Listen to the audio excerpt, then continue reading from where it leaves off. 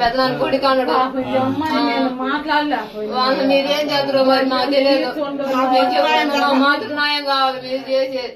నేను చెబుతున్నా గంజి గొంజి వచ్చి మా కాడ కొనుక్కోరు మీరు 5గురు మీరు తెలుసు సహాయం అన్నాడు. మా పెద్దనాన్న కొడుకు మొన్న అందరు మా వాళ్ళు వాళ్ళు సుక్కడు కోటేశ్వరరావు మసియా వెంకటేశ్ పేరు పండ్లు ఈ కార్తీక్ వీళ్ళందరూ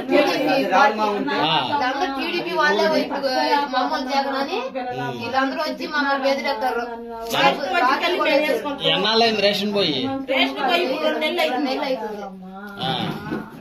ఈ రోజు ఎందుకు పోయినట్టారు మిమ్మల్ని? రాజు డబ్బులు అడిగారంట. వస్తే మేము ఇస్తామన్నా 10,000 మా ఆయన ఇస్తారంట. మా పెద్ద 10,000 ఇస్తారంట. 10,000 తీసుకుంటే 30,000 కడతామన్నా. ఇంకా డబ్బులు మా నాన్న వచ్చి సంక్రాంతి కూడా కట్టలా. మీరు వచ్చి ఒత్తిడి చేస్తానంటే మరి ఇంకేమనుకుందా పిల్ల వాళ్ళ మాటలకి ఈ పిల్ల ఏమనుకుందా గానీ ఎలా కూడా మా చెప్పకుండా పోయింది. లెటర్ రాజారు కాగా కట్టేసుకుని చెప్పులు అయ్యేసి పోయిన వాళ్ళు కాలం కాడిపోయిన వాళ్ళు ఈ లెటర్ చూసి ఇంటికి వచ్చి ఇచ్చారంట. అది జరిగింది. టీడీపీ వాళ్ళే ఇప్పుడు చేసింది మాకు. మా అమ్మాయి రావడం కారణం వాళ్ళే చేసారు. ఇప్పుడు